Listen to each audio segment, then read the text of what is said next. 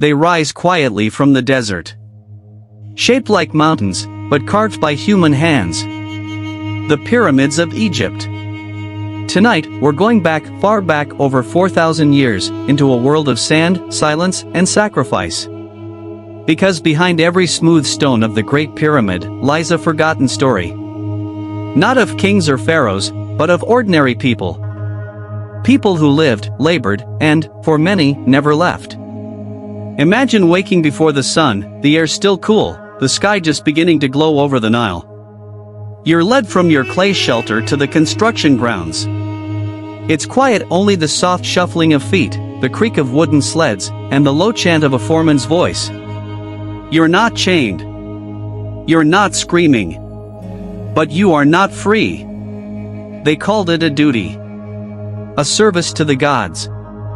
But for most, it was a sentence, a long, heavy one. And yet, each day, they returned. To pull blocks the size of oxen across the sand. To pour sweat into the dust. To build something that would never belong to them. And might never even bear their names. We often imagine greatness glowing with light. But this kind was born in the shadows. The pyramid of Pharaoh Khufu took decades to complete. Stone by stone, life by life. Some of the workers were farmers, called in when the Nile flooded their fields. Others were laborers, brought in from distant villages. And some were slaves in everything but name. But the desert kept their secrets. It doesn't speak of the pain. It only shows us the shape left behind. And that's where we begin. The desert sun rises slowly, but it burns quickly. By mid-morning, the stones are hot to the touch. Dust floats in the air like a golden mist, and the sounds of labor echo softly, ropes tightening, voices calling, wood grinding against stone. There are no machines here. No wheels. Only hands. Rough, tired hands, pulling, lifting, enduring. And though the workers came from different regions, different lives, they shared one thing. Silence. They didn't complain. They didn't resist. Most didn't even ask why. Because to question was to risk punishment. And punishment here didn't always leave marks. Sometimes it was being assigned to the quarry, under the cliffs, where the sun never left your back. Sometimes, it was the simple act of being forgotten. They were promised food. They were promised shelter. And they were told that by building the pharaoh's tomb, they were part of something eternal. But eternity is a long time. And memory can be cruel. Still, they worked. Every block, some heavier than a car, was shaped, dragged, and placed by hand. There were no shortcuts. Only rhythm. Only patience. And perhaps, hope. Because some of them believed that this labor would protect their families. That it would earn them a better place in the afterlife. That their suffering would mean something. But the stones, they don't remember pain. Only precision. And so, the pyramid rose. Slowly. Silently. One soul at a time. As the days turned into months, and months into years, the pyramid grew taller. Its shadow stretched farther across the desert sands. But below that growing monument, the people stayed small. Some of them were just boys. Sent by families who hoped the pharaoh's favor might protect them. Others were elders with tired backs, who had carried stone before, and knew they would carry stone again. They weren't called slaves. But they couldn't leave. And they weren't free. Their lives moved in cycles. Eat, work, sleep. Pull, shape, carry. Pray, quietly. Then wake, and begin again. The camp was a city of labor. Tents and huts stretched for miles beyond the base of the pyramid. Fires flickered at night. And somewhere between the shadows, laughter sometimes broke through.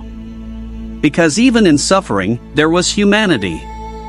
A song hummed under the breath. A shared piece of bread. A moment of rest under a patch of shade when the sun allowed it. But the pyramid always called them back. Some days, someone would fall. From exhaustion. From heat. From under a block too heavy to hold. There were no ceremonies for them. No tombs. Just a shallow grave near the site, a brief moment of pause, then silence. And work resumed. There was always another stone. Always another step toward a vision they didn't choose. But still, they believed. Somewhere in their hearts, they believed that by building this structure, they were becoming part of something greater. That their names, even if never spoken, would be carried in the stones. In the angles. In the echo of the wind that would pass through this place for centuries to come. And perhaps, they were right. Centuries passed. The desert shifted. Kingdoms rose and fell. And still, the pyramids stood. Time weathered their edges. But the structure, the weight of it, remained. Unmoved. Unbroken. Tourists would one day come. They'd stare in awe. They'd ask how it was done. And many would speak of genius. Of planning. Of divine order. Few would speak of hands. Of calloused fingers. Of backs bent for years. Of eyes that stared at stones so long they no longer saw the sky. Archaeologists discovered traces, bones buried near the base. Worn joints, twisted spines, healed fractures. Evidence of long, repetitive labor. Some say the workers were treated well for their time. That they had bread, and onions, and shelter. And perhaps, they did. But kindness was not the reason. It was calculation. A healthy worker could pull more blocks. A living laborer could build longer. So they were fed. Not to honor them, but to use them better. And still, the pyramids rose. Not in defiance, but in quiet submission. Stone by stone. Step by step. Each block, a silent offering. Not to the gods, but to the idea of permanence. And through it all, the desert watched. Unchanging. Unforgiving. And endlessly patient.